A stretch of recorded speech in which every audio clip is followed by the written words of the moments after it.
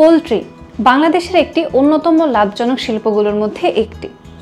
কিন্তু ঋতুভেদে বিভিন্ন সময় আমাদের খামারি ভাই বোনেরা এই পোল্ট্রি শিল্প নিয়ে নানা ধরনের বিপদে এবং বিপাকে পড়ে থাকে। শীতকালে পোল্ট্রি শিল্পে মুরগিকে নানা ধরনের রোগ জীবাণু আক্রমণ করে থাকে। তার মধ্যে অন্যতম একটি হচ্ছে এভিয়ান ইনফ্লুয়েঞ্জা।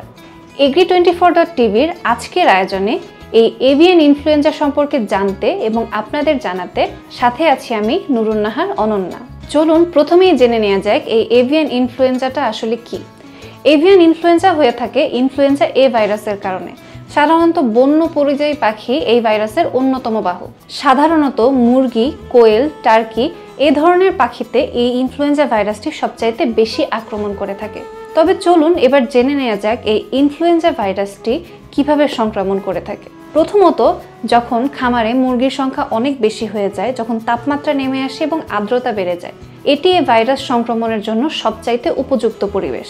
এছাড়াও খামার সবসময় পরিচ্ছন্ন না রাখা এবং যখন নতুন মুরগি বা নতুন পাখি আপনি আপনার খামারে তুলছেন, তখন সেই পাখিতে বা মুরগিতে যদি ইনফ্লুয়েঞ্জা ভাইরাসটি থেকে থাকে, তাহলে খুব সহজেই সেই সংক্রমিত মুরগি বা পাখি থেকে আপনার খামারের সুস্থ মুরগি বা পাখিগুলোতে এই ইনফ্লুয়েঞ্জা ভাইরাসটির সংক্রমণ হতে পারে। এছাড়াও দূষিত পানি বা দূষিত খাবার খাওয়ানোর মাধ্যমেও আপনার খামারের মুরগি বা পাখিগুলোর এই ইনফ্লুয়েঞ্জা ভাইরাসের সংক্রমণ হতে পারে।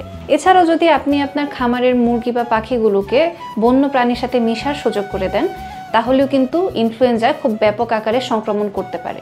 চলুন এবার জেনে নেওয়া যাক কিভাবে বুঝবেন আপনার খামারের পাখিগুলো বা মুরগিগুলো ইনফ্লুয়েঞ্জা ভাইরাসে আক্রান্ত নাকি। হঠাৎ করে মারা যাওয়া, হাঁচি, কাশি, চোখ থেকে পানি পড়া, খাদ্যে মন্দাভাব দেখা দেওয়া কিংবা ডিম উৎপাদন হ্রাস পাওয়া, এই লক্ষণগুলো ইনফ্লুয়েঞ্জা সংক্রমণের সময় দেখা যেয়ে থাকে। ইনফ্লুয়েঞ্জা ভাইরাস সংক্রমণ প্রতিরোধের সবচাইতে বড় উপায় হলো সময় মতো ইনফ্লুয়েঞ্জা ভাইরাস প্রতিরোধী টিকা দেওয়া।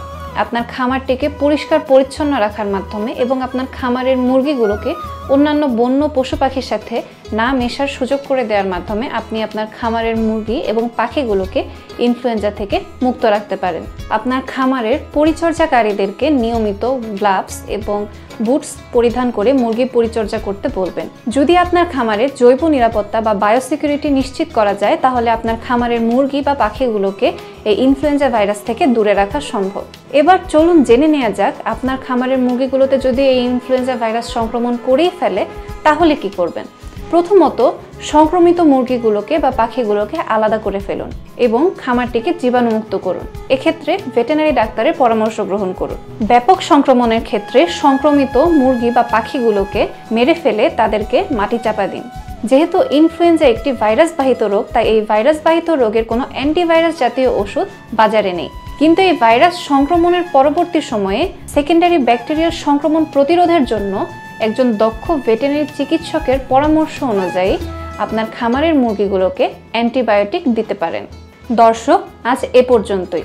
কৃষি, মৎস্য এবং প্রাণী সম্পদ বিষয়ক যে কোনো সমস্যার সমাধান জানতে আমাদের Agri24.tvর চ্যানেলটি সাবস্ক্রাইব করে আমাদের পাশেই থাকুন। ধন্যবাদ।